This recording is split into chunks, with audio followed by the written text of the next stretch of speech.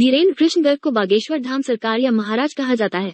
शास्त्री भारत के मध्य प्रदेश राज्य के छतरपुर जिले में स्थित रामगढ़ के प्रसिद्ध धार्मिक स्थान बागेश्वर धाम की सरकार के पीठाधीश हैं। 5 जुलाई 1996 को छतरपुर जिले के गड़ा गांव में एक वैश्य गर्ग परिवार में उनका जन्म हुआ। धीरेन्द्र कृष्ण शास्त्री गर्ग अपने गांव में बड़े हुए हैं। वो एक आम गरीब परिवार से हैं। वे गांव की सरकारी स्कूल से प्रारंभिक शिक्षा प्राप्त करते थे। जब वे छोटे थे, वे आसपास के गांवों में दान मांगकर रामचरितमानस और सत्यनारायण की कहानियों को सुनाकर अपना जीवन चलाते थे। वो अभी अविवाहित हैं, लेकिन जल्द ही विवाह करने का विचार कर रहे हैं।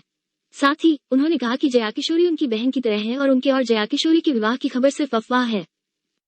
धीरेन्द्र कृष्ण शास्त्री का जन्म और पालन पोषण एक हिंदू वैश्य परिवार में हुआ था, जहां उनके पिता एक पुजारी थे। कथित तौर पर भगवान हनुमान ने शास्त्री को बागेश्वर धाम की सरकार में पीठाधीश्वर बनने और समाज की सेवा करने का आदेश दिया था। उनका कहना है कि वे सिर्फ आम लोग हैं जो सिद्धियों को हनुमान जी और सन्यासी बाबा के आशीर्वाद से पाते हैं और किसी देवता या तांत्रिक के अवतार नहीं हैं।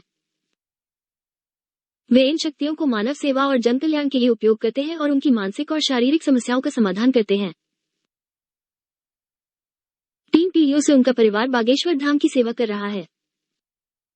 शास्त्री कहते हैं कि उनके पास एक मोटरसाइकिल और धाम सेवा में दक्षिणा और अन्य दान है।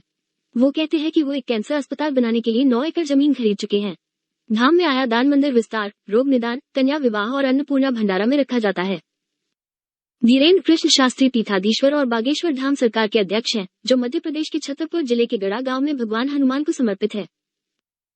धाम में शास्त्री एक दिव्य दरबार बनाते हैं, जहां वो भगवान हनुमान से मिली शक्तियों के द्वारा सभी शारीरिक, मानसिक, आर्थिक और सामाजिक परेशानियों को ठीक करते हैं।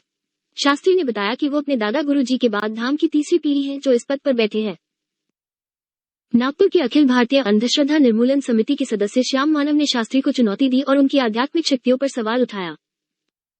श्याम मानव ने शास्त्री पर अंधविश्वास को बढ़ावा देने का भी आरोप लगाया। इससे शास्त्री का नाम चर्चा में आया।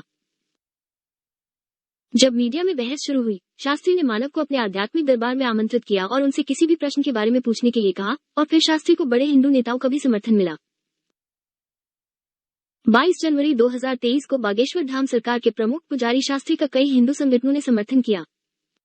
25 जनवरी 2023 को नागपुर पुलिस ने धीरेन्द्र शास्त्री को नागपुर में सार्वजनिक कार्यक्रमों में अंधविश्वासी कार्यों को बढ़ावा देने के आरोप में क्लीन चिट दे दिया।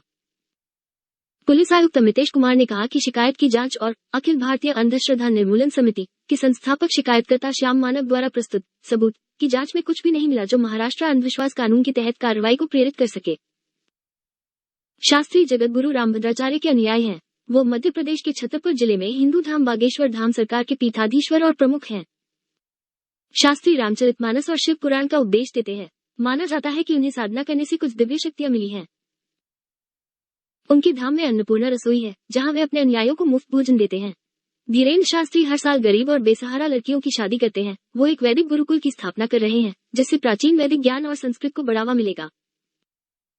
2021 में शास्त्री ने 300 हिंदू लोगों को, जो पहले ईसाई धर्म में थे, वापस हिंदू धर्म में लाया।